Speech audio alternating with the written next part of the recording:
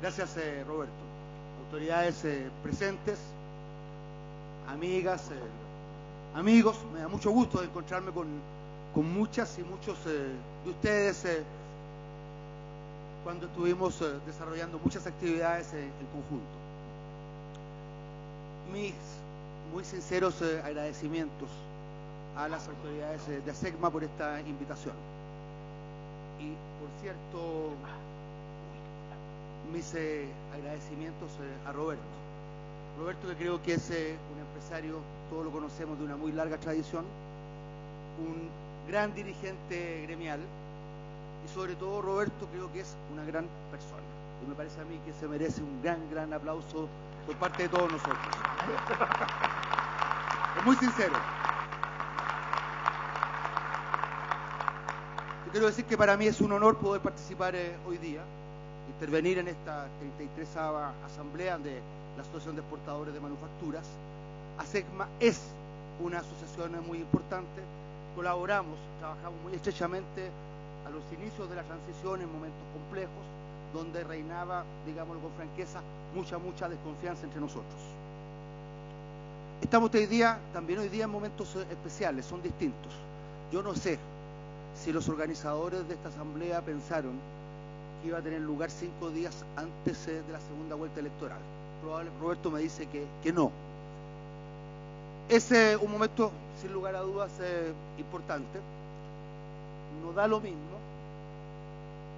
Se juegan, creo yo, enfoques distintos que tienen que ver con la naturaleza de los derechos y el estatus de los derechos. En todo caso, a mí no me invitaron a exponer sobre esto y esto se va a resolver el próximo domingo. Pero sí quiero decirles una cosa que me parece súper importante. Gane quien gane. En Chile no va a haber ningún tipo de hecatombe. Al contrario, Chile es un país que aprendió la lección. Tenemos acuerdos básicos en muchas cosas importantes. Y creo que en ese sentido podemos ver, independientemente del resultado del próximo domingo, el futuro con tranquilidad, con optimismo. Somos un país pequeño. Representamos menos del 2% de la producción mundial. Pero somos también, siento yo, un país que, no obstante ser pequeño, en su tamaño económico, en su población, es un país que también ha sido capaz de ciertas grandezas. Es prácticamente un cliché, pero vale la pena repetirlo. Somos un país al cual, por Dios, que le han pasado cosas. Por de pronto, todas las catástrofes naturales habidas y por haber. Somos expertos en terremotos, en tsunamis, catástrofes inevitables. Pero también hemos sufrido catástrofes políticas que se habrían podido evitar. Y creo que en eso ya las pasamos y me parece a mí que hemos aprendido también la lección. Y creo que es importante destacar que hemos sido capaces de sobreponernos. Y podemos, como lo decía hace un momento, mirar el futuro con optimismo, con tranquilidad hacia adelante. Tenemos, siento yo, una doble tarea. Por una parte, terminar la primera transición, la transición desde la dictadura a la democracia. Y eso, desde mi punto de vista, significa que el país pueda dotarse de un sistema de reglas, de una constitución que sea legítima y que nos represente a todos. Pero, junto con esa primera transición que hay que terminar, hay una segunda transición, que es la transición, para decirlo en simple, desde un país en desarrollo, un país subdesarrollado, como queramos llamarlo, a un país que sea desarrollado. No hay tiempo hoy día para entrar en mucho detalle. Si me dicen a mí qué es lo que significaría ser un país desarrollado, yo diría básicamente dos cosas: que pudiéramos tener un producto per cápita semejante al que tiene hoy día Portugal, que es un país de la OCDE, que tiene en términos nominales un producto per cápita más o menos de $20.000. Nosotros tenemos hoy día un poco menos de $14.000 medido con ese mismo estándar. Pero, ojo, una segunda condición. Es importante tener un PIB per cápita alto, pero también es muy importante que ese PIB per cápita esté bien distribuido. Y ahí tenemos un problema. Y yo lo que quisiera es que también pudiéramos tener, en ese horizonte de los próximos 10 años, un nivel de distribución de los ingresos semejante al que tiene Portugal. Portugal, no entro en precisiones técnicas, tiene un coeficiente Gini, que es una de las medidas para medir, para evaluar la distribución de los ingresos, que es del orden del 0,86%. Nosotros somos un país muchísimo más desigual, con un Gini casi de 0,5%. Ojalá pudiéramos en los próximos 10 años alcanzar ese PIB per cápita y esa forma de distribución de los ingresos. Siento que en ese plano podríamos ser realmente pioneros en América Latina. Tenemos las condiciones como para ser el país que primero alcanza la meta de desarrollo en nuestra región. Pero, y creo que también es importante destacarlo, aquí no se trata en ningún caso de decir como en alguna época se dijo, y creo que algunos continúan diciendo, que somos una buena casa, Chile, en un mal vecindario. Yo creo que aquí de lo que se trata es más bien de abrir una vía para que junto con nuestros países hermanos podamos transformarnos en una región que sea respetada y respetable en el concierto internacional. Ninguno de nuestros países solos puede obtener esa condición de poder incidir en los asuntos mundiales. Pero bueno, yo fui invitado a reflexionar sobre el desarrollo exportador de los últimos 33 años, que son los años de vida de ASEXPA, y a eso quiero concentrarme. Yo quiero decir que comparto lo esencial, prácticamente enteramente, el diagnóstico que ha hecho Roberto. La verdad es que no hemos alcanzado la tierra prometida.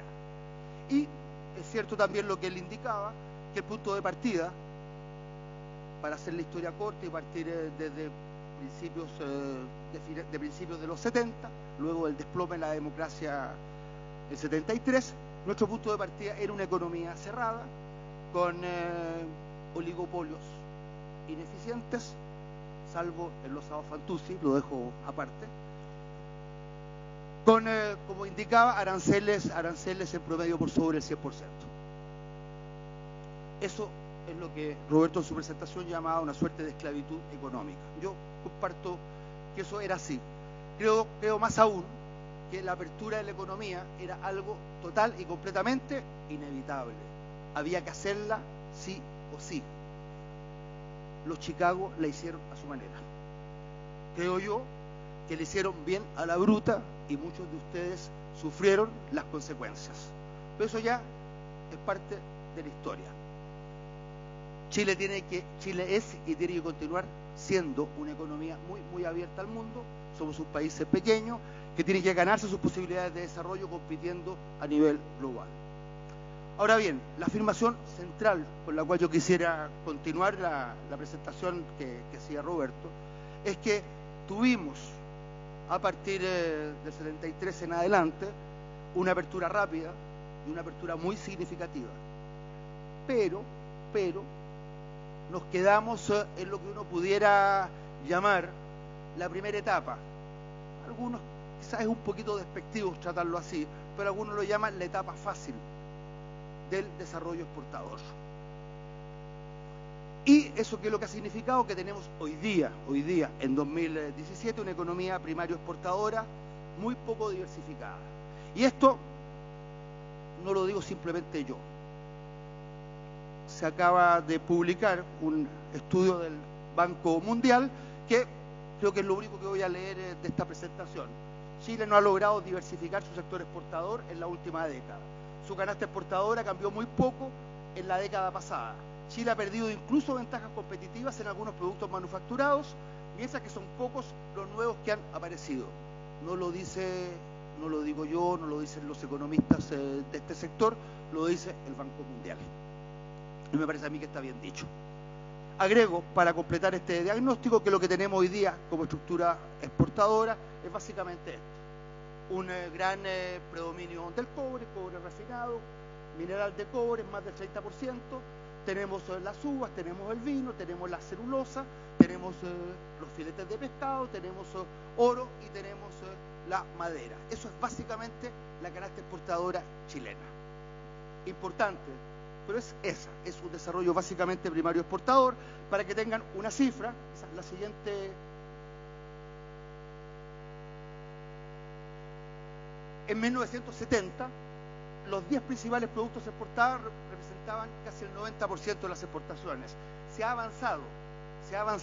Pues si uno toma 2016, tenemos que los 10 principales productos de exportación que están allí, no pierdo tiempo en describirlos, los 10 principales productos de exportación continúan representando 2/3 de las exportaciones totales del país.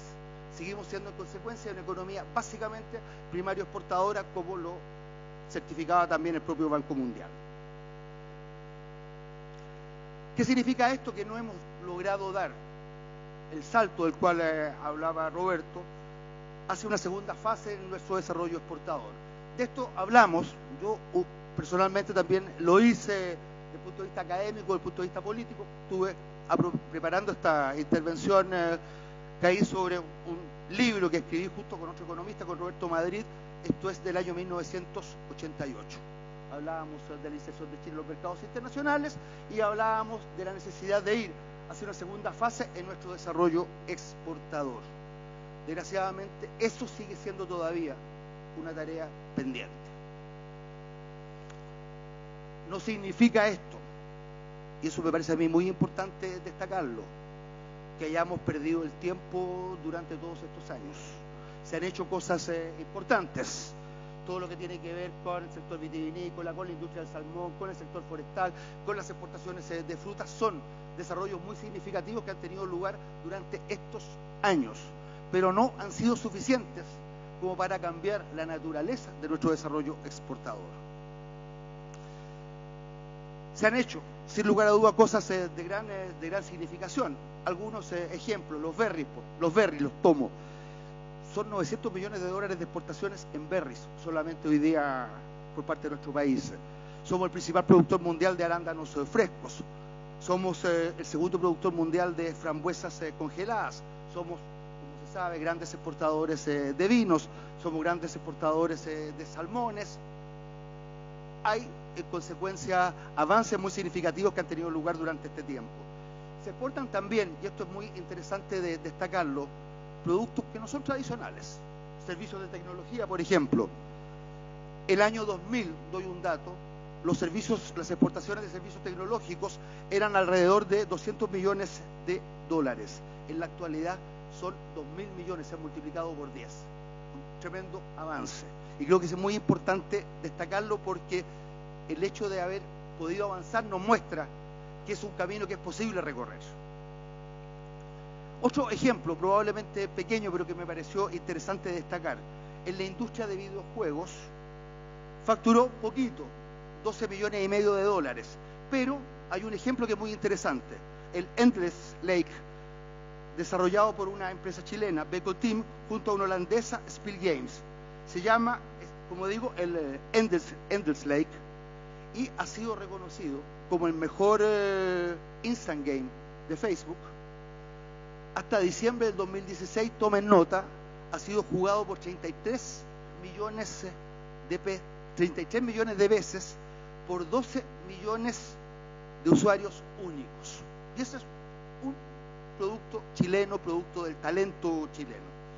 Hay también, y es conocido, un tremendo desarrollo en materia de industria de productos alimenticios. Chile está exportando del orden de los 18.000 millones de dólares. Hay productos que son también muy novedosos, como el omega 3 de la anchoveta, como el quillay y otros. Hay también, yo le preguntaba a Roberto cuando conversábamos sobre esta presentación, hay también exportaciones de manufacturas que siguen siendo significativas. Este es el caso de Cormecánica, en la zona que me tocó representar por 16 años en el Parlamento, donde se producen todavía cajas de cambio. Me decía Roberto que hay también producción y exportación de máquinas para fabricar chocolates que se hacen aquí en Chile. Hay, en otro plano, está el ministro Tone aquí presente, la industria del cine. La industria del cine tiene realmente un desarrollo muy importante en el último tiempo, con éxitos recientes. Está la historia bien conocida del Oso, que ganó el Oscar al mejor cortometraje animado. Está el caso de la película La Once, que fue el primer premio del Festival de Guadalajara. Está Sin Filtro, una película que ha sido un gran éxito comercial. Y en la actualidad está La Mujer Fantástica, que es una película que acaba de ser nominada para los Globos de Oro, una gran película chilena. Hay en consecuencia iniciativas que son interesantes, que muestran que es posible avanzar por la vía de la diversificación, pero siguen siendo todavía actividades relativamente marginales, pequeñas. No constituyen todavía nuevos motores capaces de sustituir a los motores de la primera fase, que en algunos casos, digámoslo con claridad, se han ido agotando. El principal problema de la economía chilena no es, como algunos dicen, el aumento de la deuda pública. Si algunos tienen inquietud por el tema de la deuda, no se preocupen, duerman tranquilos. Chile tiene un nivel de deuda bajísimo, menos de la mitad que el promedio de los países de la OCDE. El problema que sí tiene Chile, en serio, es el problema de la productividad. Ese es un problema serio. Y ahí hay, perdónenme, un gráfico, lo digo muy rápidamente. 1990, la década del 90 al 2000, del 2000 al 2010 y del 2010 al 2015. La productividad total de factores aumentó de manera importante durante los 90, 2,3% anual en promedio la productividad total de factores. Pero ¿qué es lo que ocurre? Del 2000 al 2010 ya decae ostensiblemente a un 0,3% y entre el 2000 y el 2015 la productividad total de factores ya pasa a ser negativa. Aquí está medida de una manera que no esté contaminada por los efectos del ciclo económico, es estrictamente la productividad. Este me parece a mí que es el problema principal. Yo no creo que las explicaciones de esta caída de la productividad tengan que ver ni con el mercado de trabajo esencialmente, ni con la estructura tributaria. Creo que tienen que ver fundamentalmente con las condiciones en que desarrollamos nuestras actividades productivas. Y en ese plano, creo que el factor principal es la escasez, la falta de capacidad de innovación en nuestra estructura productiva. Hay en esto un desafío muy importante para el sector privado, que prácticamente no desarrolla innovación en el país. Hay una lámina simplemente para ejemplificar esto entre los países de la OCDE, lo que Chile destina a investigación y desarrollo. Somos el país burro, el último, 0,39%. Vean ustedes lo que ocurre con otros países, incluso México, otros países, Argentina, invierte mucho más que nosotros en investigaciones y desarrollo. Hay aquí un desafío importante y esto tiene mucho que ver, muy directamente que ver con los problemas de productividad. Siento que para esto se requiere, y voy terminando, se requiere una política pública. Esto no se va a resolver solo. La innovación no va a caer del cielo. No son tampoco el producto espontáneo de las fuerzas de mercado. Creo que en esto el pensamiento único, el neoliberalismo, creo yo, que le ha hecho un daño al país. Porque ha pregonado la idea que hay que tener un Estado débil, un Estado medio acomplejado, medio inhibido. En consecuencia, que yo creo que de lo que se trata hoy día, y tenemos las condiciones para ello, de pensar en un Estado que sea un Estado innovador, un Estado emprendedor. Desde ese punto de vista me permito recomendar la lectura de un libro de Mariana Mazzucato, una economista italiana que desarrolla sus actividades en la Universidad de Sussex, es probablemente la economista más brillante hoy día en el mundo, que documenta muy bien la necesidad de tener un Estado que sea emprendedor y que pueda desarrollar junto con el sector privado, en alianza con el sector privado, las tareas que el desarrollo plantea. Necesitamos en consecuencia ir hacia un Estado que tenga estas características. Creo también que es muy importante crear condiciones para que la innovación pueda ser un negocio, pueda ser rentable. Creo que en una economía tan dependiente de los recursos naturales, es difícil que las actividades más innovativas puedan tener una rentabilidad que se compare con las actividades vinculadas con los recursos naturales.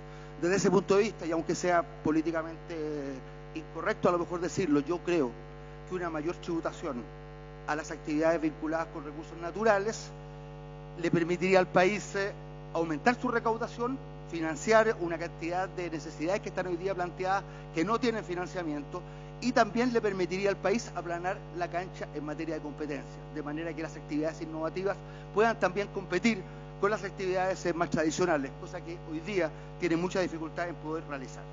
Creo que para esto se necesita, no son cambios puramente marginales, es una manera distinta de enfrentar las cosas. Necesitamos un nuevo enfoque. Creo que hay que concentrar los esfuerzos en sectores que puedan ganar. Hay que asumir algunos riesgos.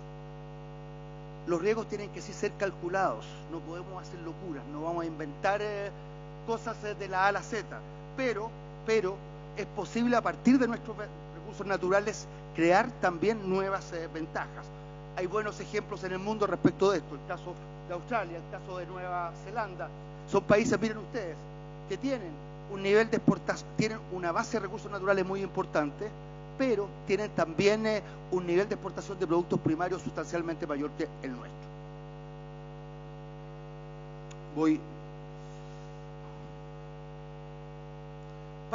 Para terminar, sintetizo mis ideas diciendo lo siguiente. Tenemos un cuadro internacional que ofrece grandes oportunidades. Ahí están desarrolladas las principales tendencias a nivel internacional, son cambios estructurales, son cambios tectónicos. Un ejemplo, el cambio en las condiciones de trabajo. El costo de los robots ha caído o caerá durante los próximos años a menos de la mitad del costo de la fuerza de trabajo. ¿Qué es lo que significa eso? Que va a haber una destrucción gigantesca de empleos tradicionales. Hay que ver cómo esos empleos se sustituyen, cómo esos empleos se reemplazan. En este nuevo cuadro, en esta cuarta revolución tecnológica que estamos enfrentando, hay tendencias que ya se pueden identificar con cierta claridad. Hay una revolución digital, está todo el tema del Internet de las cosas, que es una tremenda revolución también, está todo lo que tiene que ver con cambio climático, con energías limpias, con electromovilidad, todo lo que tiene que ver también con alimentación saludable, con bienestar y producción sustentable. Creo que en todas esas áreas se abren oportunidades muy interesantes para Chile, pero para eso, reitero, es fundamental tener algo que no tenemos, es tener una política industrial, no tenerle miedo a esa palabra. No son las viejas políticas industriales, son políticas industriales adaptadas a las nuevas condiciones. Y en ese marco, creo que una cuestión clave es lo que algunos han llamado el triángulo dorado. El triángulo dorado constituido por energía barata, producto básicamente de nuestras ventajas en materia de energía solar, el cobre, la dotación de cobre y la dotación de litio. Creo que a partir de este triángulo dorado es perfectamente posible pensar en desarrollar nuevos motores de crecimiento. En ese plano, no tengo tiempo para entrar en eso, una gran importancia va a tener el llamado cobre verde, es decir, el cobre producido con cero emisión, un cobre que aporta al enfrentamiento de los problemas del cambio climático. En ese plano reconozcamos también los avances que ha hecho Chile en materia energética. La verdad es que son bastante espectaculares y en un muy corto tiempo. Los sintetizo en dos datos. Las licitaciones al inicio de este gobierno, los precios del megawatt hora eran alrededor de $130. En la última licitación, el ministro me puede confirmar, se ha pasado a un precio de $34 el megawatt, lo que es un avance enorme. De un país que tenía riesgo de terminar con apagones, somos un país hoy día que puede exportar energía. Esto que es lo que muestra que es posible avanzar por este camino de diversificación. Creo que tenemos una oportunidad única, están destacados ahí las ventajas que tienen los sectores a los cuales estas ventajas que Chile tiene podrían favorecer. Es posible generar, en consecuencia, nuevos sectores productivos, todo el tema del clúster minero, el turismo de intereses especiales, todo lo que tiene que ver con la salud y con la alimentación especial, que hoy día tiene una tremenda demanda en el mundo, la construcción y el sector maderero, las industrias creativas, la agricultura, la acuicultura y la pesca sustentable, y todo lo que tiene que ver con la salud y los servicios tecnológicos. Hay allí también enormes posibilidades para nuestro país. En este plano creo que un producto está llamado a ser muy fundamental en nuestro desarrollo, los automóviles eléctricos. Un dato, en la actualidad hay 2 millones de automóviles eléctricos en el mundo. Se estima que de aquí a unos 25 años van a haber 150 millones de automóviles eléctricos. Hay allí, para un país que tiene cobre, que tiene litio y que tiene energía barata, una tremenda oportunidad. Pero para eso es fundamental contar con una política industrial, con una institucionalidad económica que pueda también sacar las cosas adelante.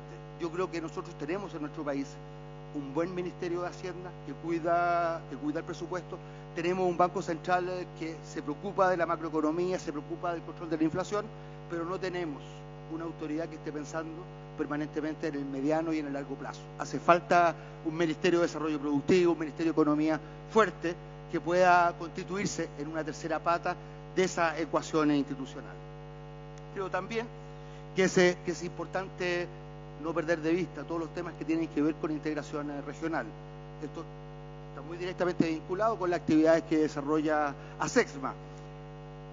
El 20% de las exportaciones no tradicionales, el 20% de las exportaciones totales de Chile son exportaciones no tradicionales, y de ese 20%, el 80% va a América Latina. Por tanto, entonces, el mercado latinoamericano, el mercado sudamericano sigue teniendo una gran significación.